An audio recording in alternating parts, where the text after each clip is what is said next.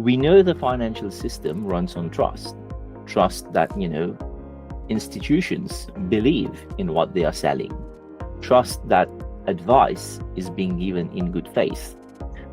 Now, when major institutions openly sell products that they believe to be worthless, doesn't that erode that trust? What message does that send about the UK financial system?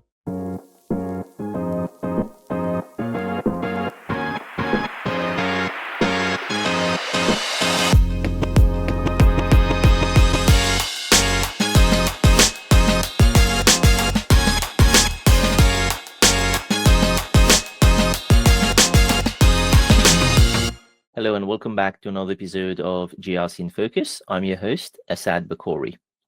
On the docket today, first, should firms be allowed to offer products they openly admit have zero intrinsic value? And importantly, how does this square with Consumer Duty's requirement to deliver good outcomes? Second, how I believe OpenAI might be setting techs too big to fail, and why I think this whole AI infrastructure boom might not necessarily be all good news. Let's kick off with Hargreaves.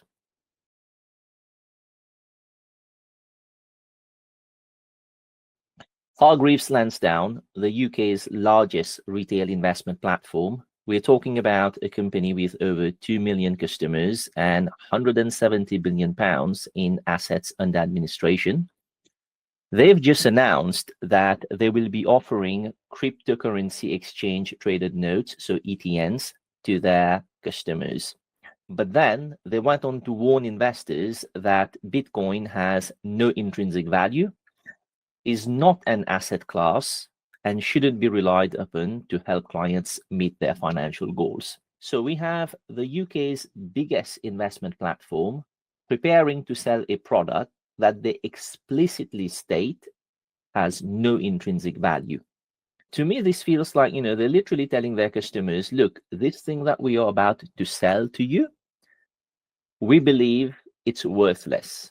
But if you really want to speculate with it, well, we'll facilitate that for you. Is that unusual?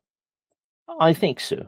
I mean, this is a bit like, I walk into a car dealership and the salesperson goes, look, this car that you want to buy, we don't think that it's roadworthy, but if you really want to buy it, well, we'll sell it to you anyway. Major institutional investors like BlackRock and Fidelity, they've already launched Bitcoin ETFs in the US, and they've already attracted upwards of $100 billion. Bitcoin has even surged to $120,000, doubling since last October. So clearly, many sophisticated investors, they see value here. And so what troubles me is this contradiction. How does a major financial institution reconcile selling something they fundamentally don't believe in? And more importantly, how does this square with their regulatory obligations, particularly the FCA's Consumer Duty rules? Now, to recap, these rules have three core elements. So firms must act in good faith, avoid causing foreseeable harm, and enable and support customers to pursue their financial objectives. And we know every financial services firm that deal with retail customers in the UK, they've spent the best part of the past 2 years restructuring their operations around these principles. So here's my question. How does offering a product that you explicitly describe as having no intrinsic value align with any of these requirements? How is that acting in good faith? How does it avoid foreseeable harm? And how does it support customers in meeting their financial objectives when you've stated the product that you are selling won't help them meet their financial goals? I think to understand this, we need to look at what's happening with the car finance redress at the moment, because I think there's a parallel here. The FCA has just announced that the car finance mis-selling scandal will cost banks £11 billion. We're talking about one of the biggest compensation schemes in UK financial history, affecting 14 million motor finance agreements. The core issue, Banks and car dealerships had discretionary commission arrangements where dealers could increase interest rates to boost their own commissions. But these arrangements, they weren't properly disclosed to customers. Now, I know you might say, well, look, that's different. Those were hidden commissions.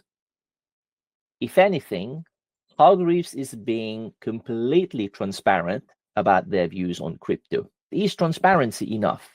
The FCA's response to the car finance redress shows that they are looking beyond mere disclosure to actual consumer outcomes. They didn't accept that buried disclosures about commission structures were sufficient. In fact, the Supreme Court ruling that partially limited the scope of compensation still upheld that a commission worth 55% of total interest costs was unfair treatment, even when disclosed. Now, think about that precedent. If a disclosed but excessive commission can still be unfair treatment, what about selling a product that you openly state is worthless? And look, I think language matters here. Hargreaves said, and I quote, Bitcoin is not an asset class. It has no intrinsic value. Cryptocurrency shouldn't be relied upon to help clients meet their financial goals. But then they add, and this is important, that they recognize that some customers will wish to speculate, and so they will allow access pending appropriateness tests. Look, if you genuinely believe something has no value and shouldn't be in any portfolio, I have to ask, what level of customer understanding makes purchasing it appropriate? Can you ever appropriately buy something that the seller believes is worthless? Now, we know that retail investors, they are prone to various cognitive biases like overconfidence, herding behavior, FOMO, so fear of missing out. And I would argue that the crypto market, perhaps more than any other, triggers these psychological vulnerabilities, the volatility, the social media hype, the stories of overnight millionaires. These are effectively what can lead to poor decision making. And so when Hargreaves says that they'll offer these products because customers want to speculate, you have to ask, are they admitting that they will cater to and profit from these behavioral weaknesses?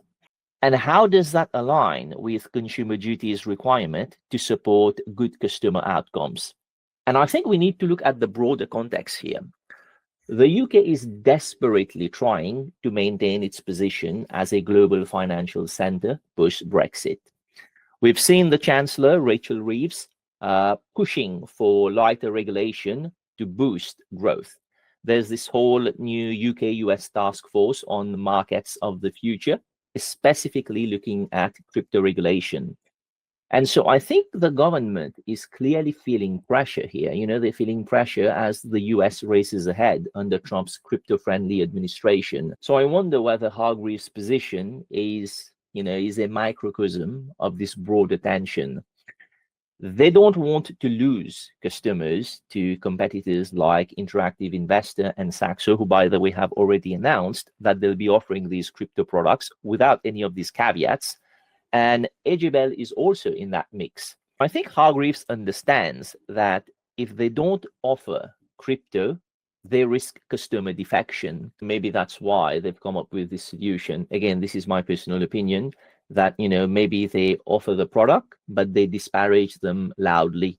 So it's kind of, they want to have it both ways. So keep the customers who want crypto while maintaining that they think it's a terrible idea. If you look back to early 2000s, Wall Street firms, they were selling mortgage-backed securities that they internally described as toxic waste and nuclear holocaust. The emails that came out during subsequent investigations showed that traders were joking internally about selling garbage to clients.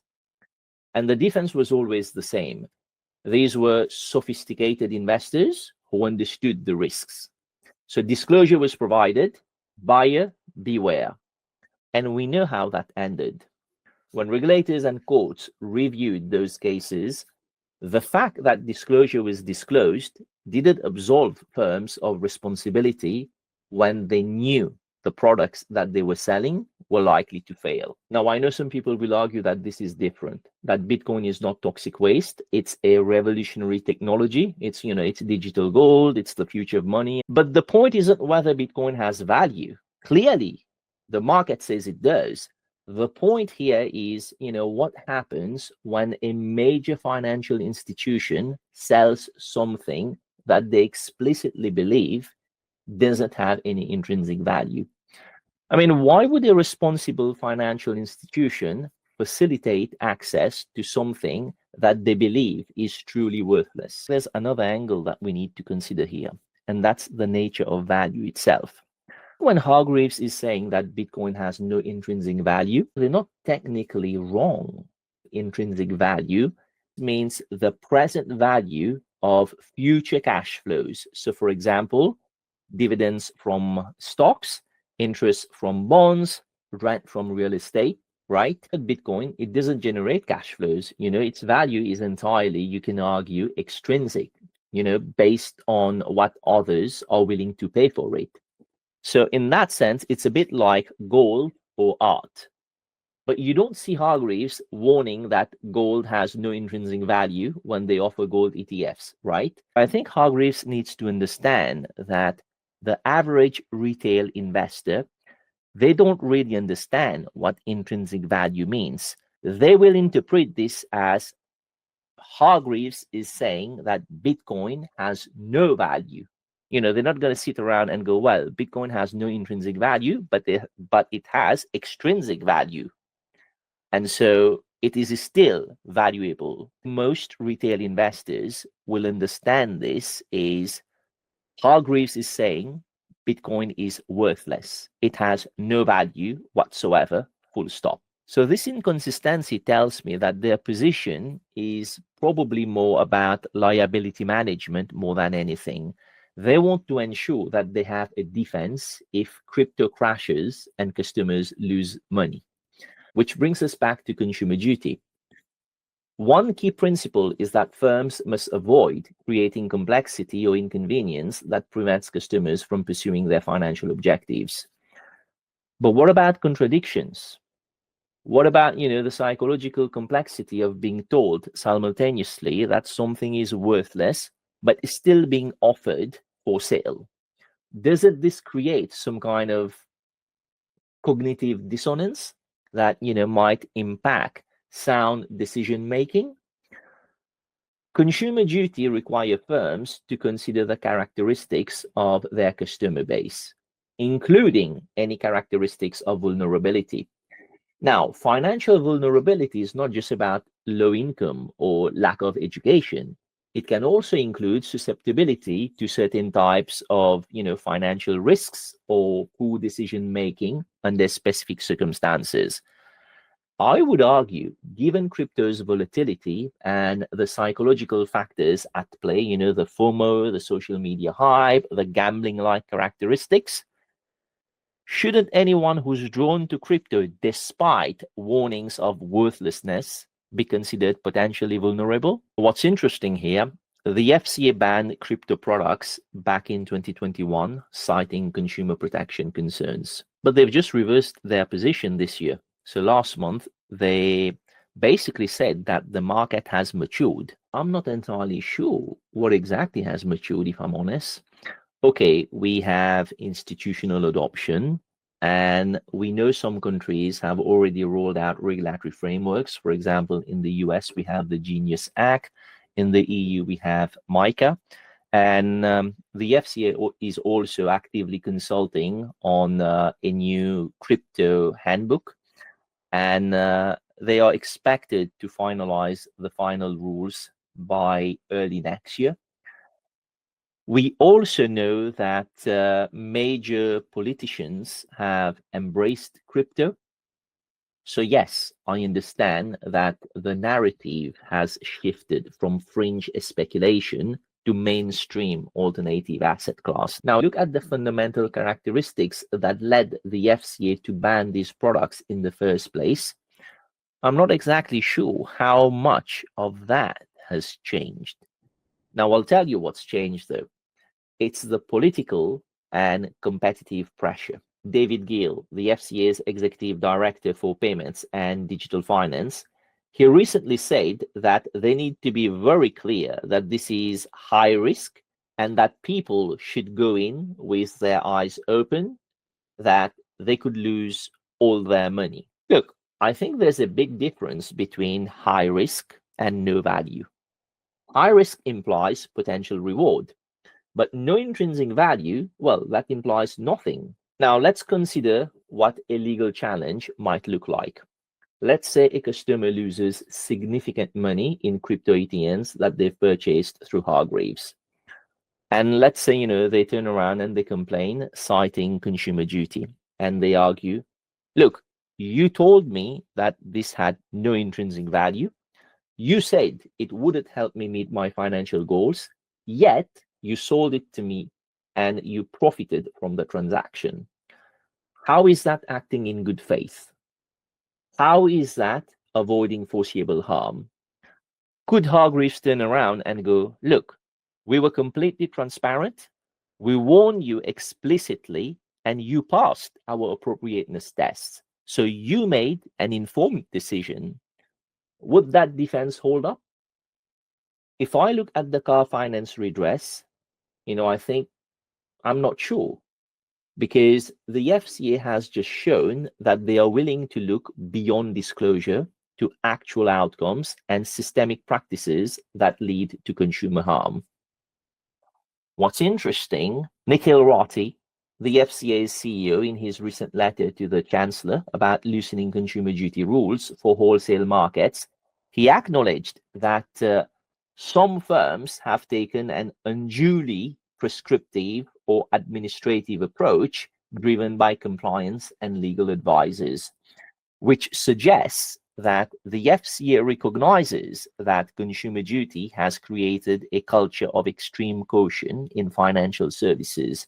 But I think the main issue here is the precedent that this creates. If it becomes acceptable to sell financial products that you explicitly believe are worthless, as long as you've warned customers, where does that end? Can banks offer mortgages that they believe will default while warning about the risk? Can advisors recommend investment strategies that they believe will fail, provided they've been transparent about their doubts? The US, they've taken a completely different approach. Major institutions like BlackRock, they don't feel the need to disparage Bitcoin while offering those Bitcoin ETFs. They present it as a legitimate, if risky, alternative investment. The FCA at the moment, it's not very clear what their stance is. So on one hand, they're dealing with the car finance scandal, but on the other hand, they are loosening consumer duty rules for wholesale markets and allowing retail crypto access. So it's a bit like, they're trying to be tough, but permissive at the same time. And they've even criticized the Bank of England for their position on stablecoin ownership. The Bank of England wants to limit ownership to no more than between 10 to 20,000 pounds for individuals. So you have the Bank of England on one hand, who's trying to limit crypto exposure, while on the other hand, the FCA is enabling it, which I think sends, mixed messages. Here's a question. What if every bank or broker or advisor started offering products while simultaneously denouncing them as being worthless? Where does that leave us? We know the financial system runs on trust that, institutions believe in what they are selling, trust that advice is being given in good faith. Now, when major institutions openly sell products that they believe to be worthless, doesn't that erode that trust? The government wants the UK to be a global crypto hub, and they've set up all these task forces. They've promised innovation-friendly regulation. But if the largest investment platform in UK is saying that, Bitcoin is worthless while selling it anyway, you have to wonder, what kind of crypto hub are we really building here? what message does that send about the UK financial system? The other way to look at this is maybe Hargreaves is actually doing the right thing here. They are giving customers the choice while being radically transparent about their views. And perhaps, maybe that's what treating customers like adults actually looks like. I think what Hargreaves is trying to do here is they are trying to balance competing pressures in a rapidly evolving market. They acknowledge their skepticism, but they are also respecting customers' autonomy. And I think this defensive approach is perhaps what prudent risk management looks like in a volatile emerging asset class. Maybe that is the right thing to do, the way Hargreaves is going about it. Regulators decide what's permissible, and in this case, the FCA has agreed to allow crypto, and firms implement the necessary safeguards. So in Hargreaves' case, the warnings, the appropriateness tests, and then, firms provide transparency about any concerns that they have. And ultimately, it is up to the customer to decide how they choose to proceed. I think Hargreaves understand very well that the competition will offer it anyway. So what's their option? They can either refuse and lose customers to less responsible competitors, or they can offer it without any warnings, but then they could risk violating consumer duty.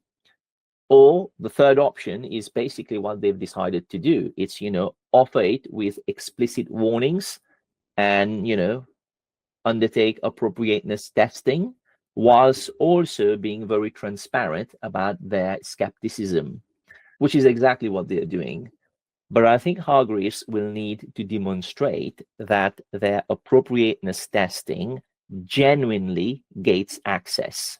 I think the FT has some questions to answer here. They've reversed their ban on crypto products, saying that the market has matured. But if you have the largest platform saying that Bitcoin has no intrinsic value, you can argue, how mature the market really is. The FCA will have to clarify what market maturity actually looks like for emerging asset classes.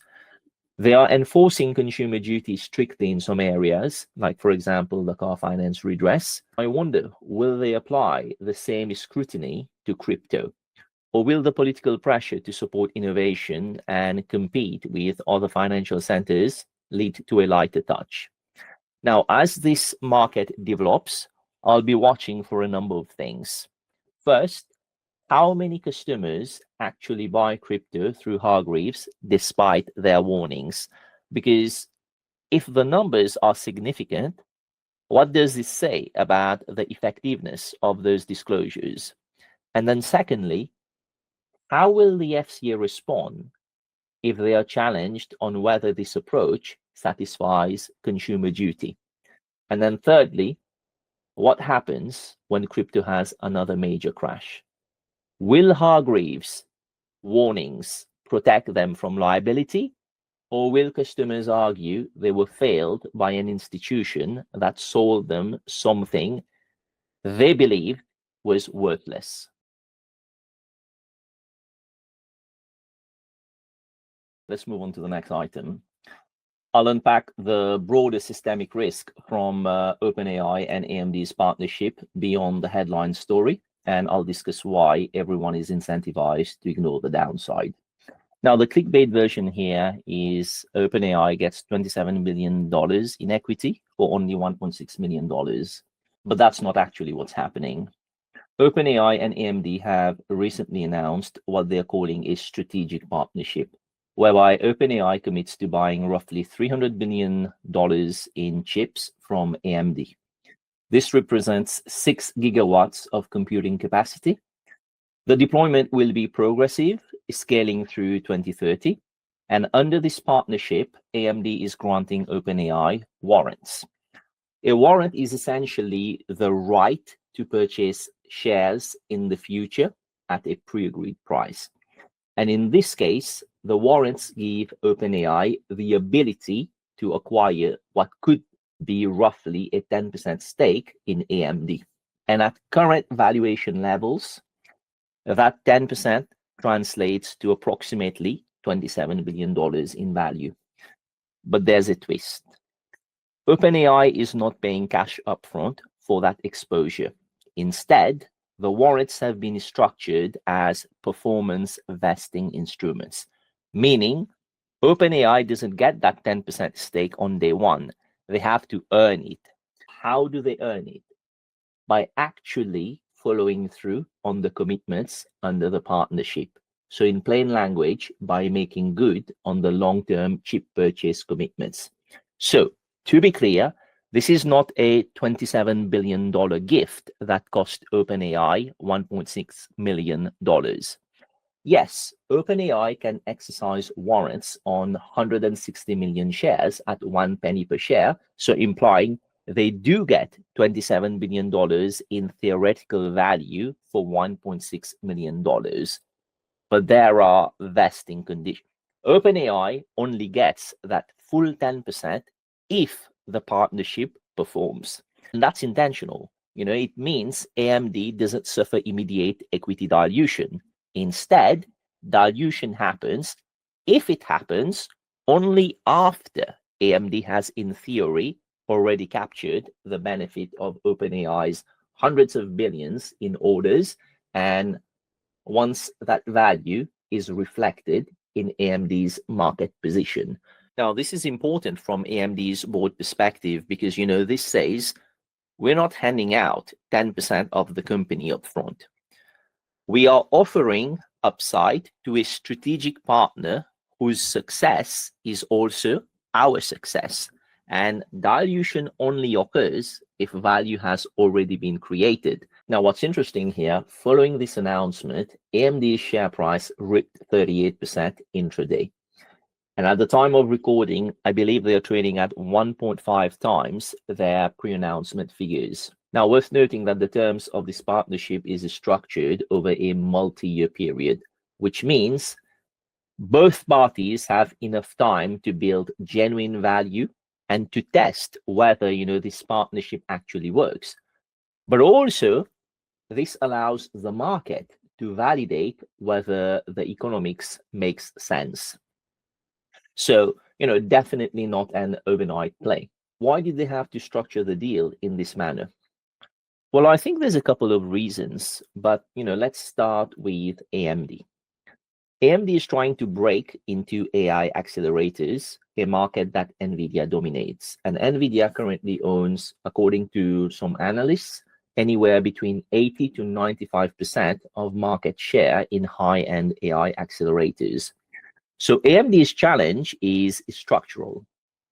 In order for them to compete with NVIDIA, they need to justify massive capital expenditures in fabrication plants, years of R&D investment, and this carries enormous technical risk. Fabrication plants cost billions. A single advanced fab costs multiple billions. And when you think about the R&D for new architectures, again, these cost years and hundreds of millions. The technical risks here means AMD could fail. They could invest all of that capital and time, but still not be able to compete meaningfully with NVIDIA, if at all. I think the question for AMD's board is, do we have the demand certainty to justify this investment? And I think this is where OpenAI comes in. In this story, OpenAI is the anchor. They are the anchor customer who commits to $300 billion of future chip purchases. So this is a powerful market signal. It says AMD is viable, AMD's technology works at scale, and AMD can deliver. That public validation should attract other customers, which then makes this R&D investment more justifiable. So in short, OpenAI gives AMD demand certainty. Demand certainty gives AMD the ability to finance supply. Supply gives AMD relevance, and relevance gives AMD leverage. So from AMD's perspective, this is exactly what you want if you're trying to break into a market where one competitor effectively defines the standard, which makes the fab investments less risky. And also, this makes AMD's strategic bet more rational. Now, let's flip to OpenAI. Why does this make sense for them? Well, OpenAI currently has $13 billion in annual revenue, but they're not yet profitable. Their operational costs are staggering. They have data center infrastructure, top-tier talent, compute for model training, infrastructure scaling. Every dollar of capital matters to them because they're burning cash at a ridiculous scale. Now, when you are in that position, you can't afford to write massive upfront checks for hardware. So I think that's why OpenAI has structured this partnership around committed purchases rather than upfront capital, because this helps them preserve cash for core operations. And it also keeps their balance sheet, I would say, reasonably clean. It allows them to scale without having to solve the capital efficiency problem through more expensive equity raises or debt. So from a capital efficiency perspective, this deal makes perfect sense for OpenAI. But then there's also a more strategic reason, and that's supply chain resilience. NVIDIA currently owns anywhere between, as I mentioned, 80 to 95% of the AI accelerator market. So if you are running OpenAI, you have massive vendor dependency on a single company. That's not just a business risk, that's an existential risk.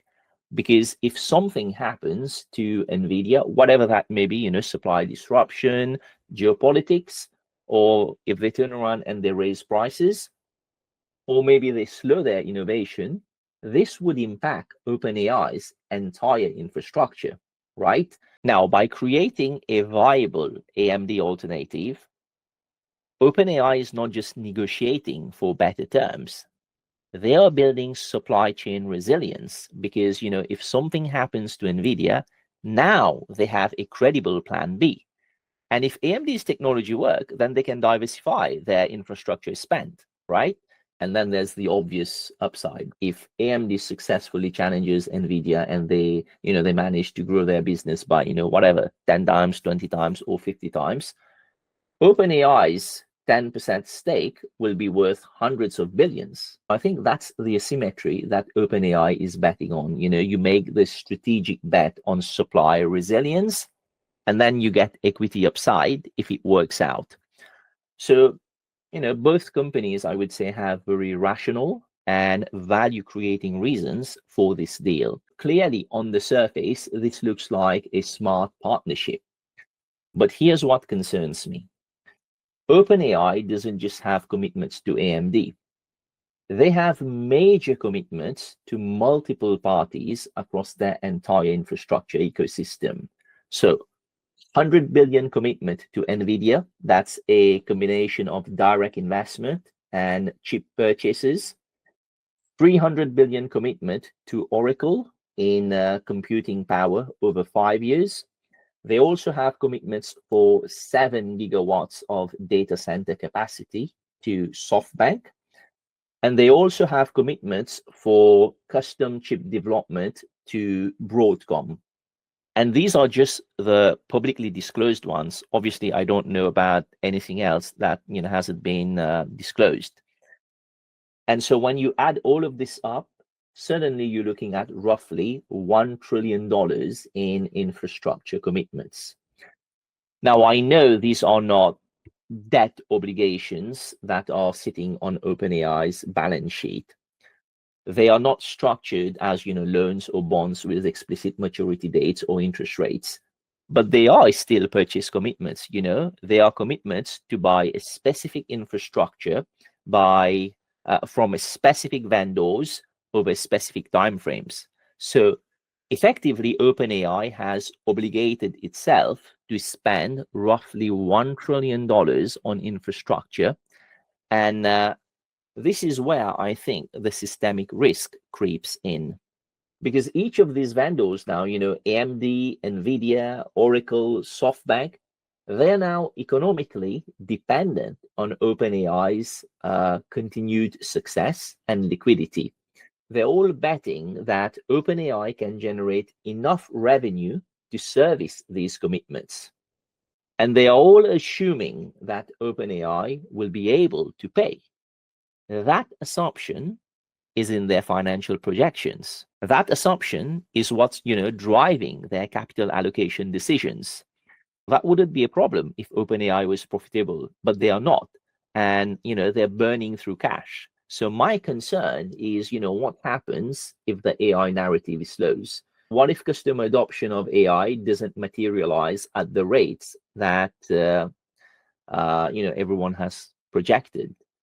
What if, companies, they don't rush to deploy AI as aggressively as the market has assumed? What if OpenAI's revenue growth disappoints next year and the year after? What if margin compresses? Then you have a situation where basically suppliers could start questioning whether OpenAI can actually pay, where credit markets could start repricing OpenAI as a risk, right? Where vendors' confidence in their ability to collect on these commitments tanks. And this is what I think could set up for, major contagion risk, the kind of contagion that we've seen before. I think there are similarities to 2008 here. Forget the leverage ratios on the balance sheets, put that aside. Back then, we had circular dependencies. So Bank A would insure Bank B's mortgage portfolio through credit default swaps. Bank B would insure Bank A's portfolio. Bank A would hold securities issued by Bank B, and Bank B would then hold securities issued by Bank A. So everyone thought that, they were hedged, that they were protected. But when mortgages started defaulting, both sides of every trade collapsed simultaneously because, Bank A owed Bank B money that they didn't have, and Bank B owed Bank A money that they didn't have. So because the entire system was interconnected and everyone was a counterparty to everyone else, the failure of one institution threatened all the others. The problem wasn't so much, the size of the losses. The problem was that, no one could tell who was actually exposed to what. Now, I'm not saying that this is exactly the same situation here, but the structural pattern is similar. We have circular dependencies here, just like back in 2008. Let me explain. AMD's profitability depends significantly on OpenAI's purchasing power. NVIDIA's financial projections depend on OpenAI's demand. And Oracle's cloud revenue depends on OpenAI's workload commitments. So all these suppliers, they are carrying OpenAI risk on their balance sheets. What happens if credit markets start questioning OpenAI's ability to pay these commitments? Or if AI adoption is not where they've projected? Suddenly, all these suppliers could be sitting on billions in expected revenue that won't ever materialize. And so the market could start pricing in OpenAI default risk across entire supply chain. And other vendors could also start questioning their own exposure. And before we know, credit conditions for tech infrastructure spending could freeze. That's how contagion spreads. Some of us, we've seen this movie before. If you look back to the late 90s, when the telecom bubble burst, Nortel and Lucent made telecommunication equipment for telecom carriers. At the time, demand was through the roof and stock prices were soaring. But the telecom carriers, they didn't have money to buy all of this equipment. So what did Nortel and Lucent do? Well, they started financing their customers' purchases. These companies would book sales as revenue immediately, not as loans, as revenue.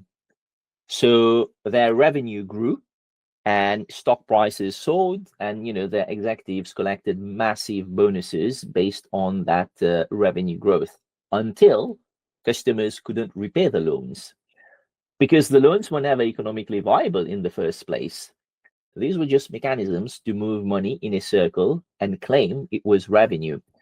So the revenue had to be written off, and both Nortel and Lucent collapsed. Shareholders lost everything, and we had this massive downturn.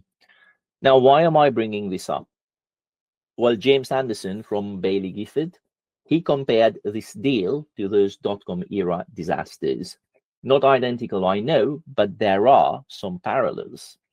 AMD is making massive capital commitments, so R&D investment that's predicated entirely on the assumption that OpenAI will be able to execute on that $300 billion in purchase commitments over time. Where is OpenAI going to get that money from? Partially from customer revenue, but significantly from debt and investment capital based on the assumption that they'll be able to monetize AI at scale that justify these commitments. But what if the revenue doesn't materialize? Then you have a situation where AMD is sitting on massive invested capital and OpenAI can't pay. So you have a vendor making massive capital commitments based on a customer's ability to pay, which I think creates a circular dependency where the vendor's success depends entirely on the customer's ability to execute. Look, I know OpenAI is not, the same as Lucent's customer base. And I know OpenAI is already, revenue generating. They have $13 billion in revenue. And I also know that OpenAI, perhaps, they have better access to capital markets. But I worry if OpenAI's growth slows, then we could have a big problem. And it's not like OpenAI has some kind of market monopoly or whatever, right? You have Google and other deep-pocketed players in the mix as well. So this would impact OpenAI's profitability. Now, for all I know, OpenAI might execute perfectly. Revenue might materialize faster than expectations, in which case the deal works hats off to OpenAI and AMD. But I think we can agree that's perhaps the best case scenario. I think their boards need to model the downside and highlight the respective risks so that they can then put together a contingency plan. It would be interesting to understand whether there are any sort of, vendor lock-in within the AMD and OpenAI partnership. I haven't seen the contract, so I don't know for a fact. But the problem is, if there isn't, and I'm not saying there isn't, if there isn't any lock-in there, that technically means that OpenAI could switch suppliers and they could walk away from AMD if they wanted to. Would that be unusual? Not necessarily, but you can argue to the extent that there isn't any lock-in that it would have made sense for AMD to try and secure some form of contractual lock-in, maybe some sort of exclusivity clauses or just making switching cost high to incentivize OpenAI to stay.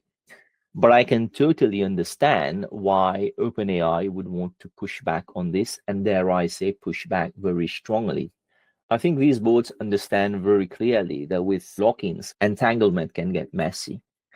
The troubles of migrating years of model optimization, retraining on different hardware architectures, rebuilding software infrastructure, that's years of engineering effort and potentially billions that could have ended in sunk cost. So it would make sense to try and avoid any form of lock-ins. But lock-ins are not necessarily a bad thing, if AMD's technology remains best in class. The problem is, I think OpenAI understands very well just how quickly hardware innovation moves. And so they need optionality. If NVIDIA suddenly delivers a next generation architecture that's, let's say 30% more efficient, or let's say a startup comes up with something that's truly groundbreaking, they wouldn't want to be locked in with AMD. I think OpenAI knows that they can't afford a situation where they are stuck with inferior models due to supplier lock-in. They need to be able to switch quickly if they have to, so they don't lose their edge to other competitors like, for example, Anthropic.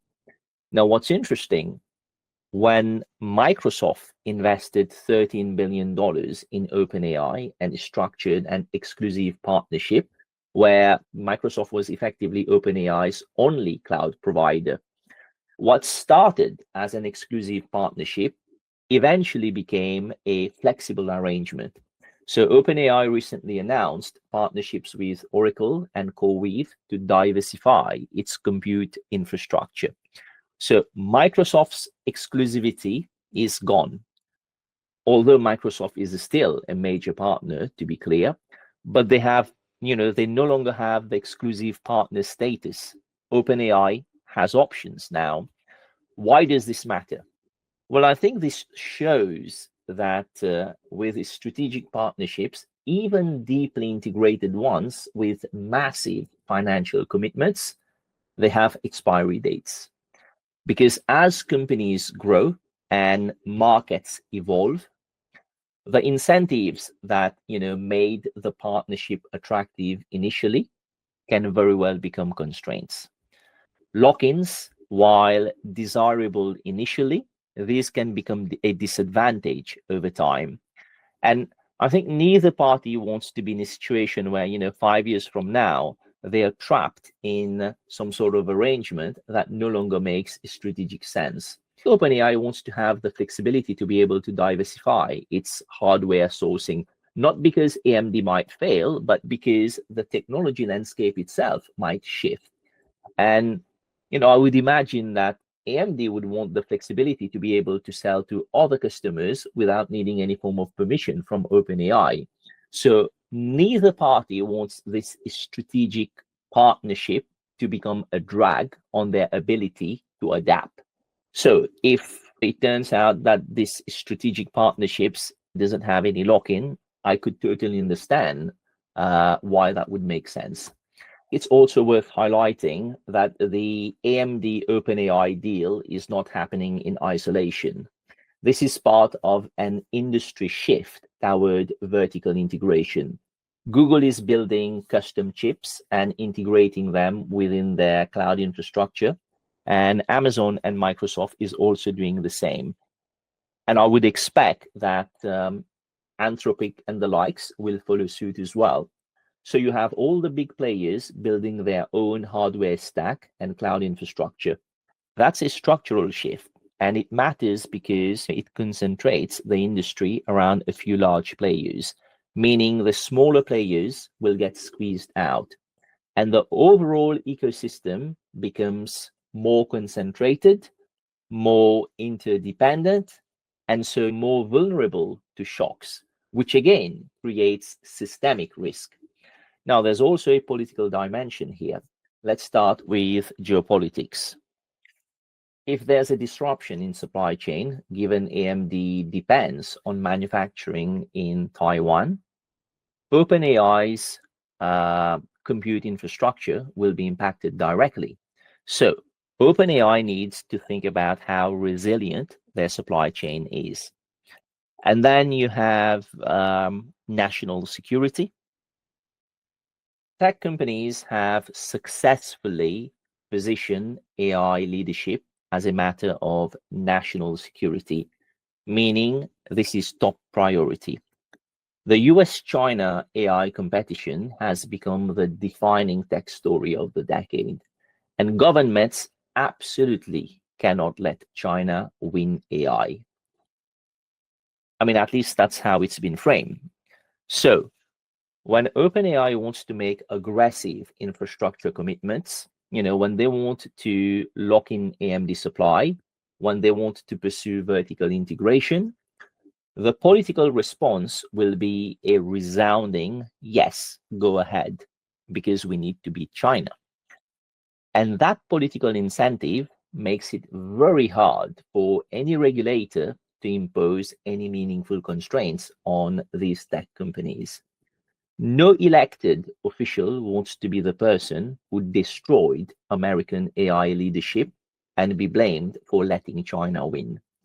No CEO wants to, walk back commitments. So everyone is trapped in a narrative where the only way is to keep moving forward, meaning more investment, more commitments, more leverage, and so, more risk. So companies will keep pushing until something breaks because they know they can. My concern is if the AI infrastructure ecosystem becomes too concentrated and too leveraged, a single shock could trigger contagion effects that damage the entire sector. Back in 2008, it was banks, and this time, I think it could well be the tech companies. Now, I know some people will hear this and they will go, look, this guy is just a typical risk averse compliance person who doesn't really understand technology. So, for the records, I think AI is incredibly important. It will be transformative. So, I'm not against AI. What I am against is reckless financing, vendor financing that creates systemic risk.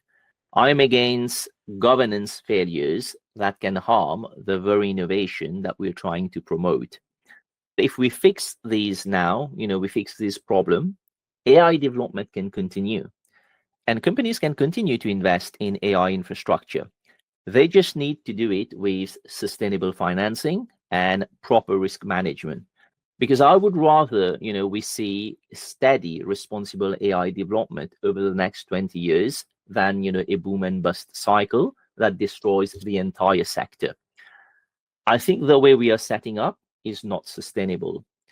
Look, we can let the hype continue, right? Keep pretending that these valuations are real, keep leveraging until something breaks, or we can be adults.